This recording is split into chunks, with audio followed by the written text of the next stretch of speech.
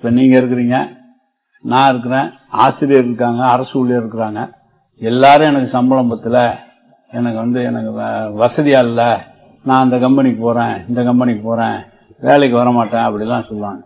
என்னைக்குமே ஸ்ட்ரைக்கே பண்ணாம ஒரு ஆள் மழை பெஞ்சா விவசாயம் செய்யறாள், விவசாயி மட்டும்தான். அவன் ஒண்ணும் இல்ல, அவன் இன்னைக்கு விவசாயம் நல்லா விளையிற பொருள்லாம் மத்தத்தை கொடுத்துட்டு மிஞ்சின பொருளை சாப்பிடுறவங்க அவங்கதான். நல்ல சாப்பாடுலாம் சாப்பிட மாட்டாங்க.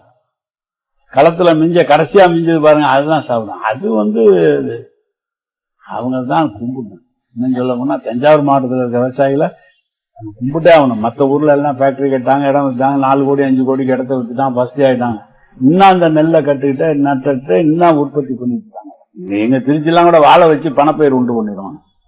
வாழெல்லாம் இதுல கூட மற்ற இடங்கள்ல கடலூர்லாம் வாழை வச்சிருவாங்க. ஆனா தஞ்சை மாயவரம் திருவாரூர் நெல்லு தானே நடுறாங்க.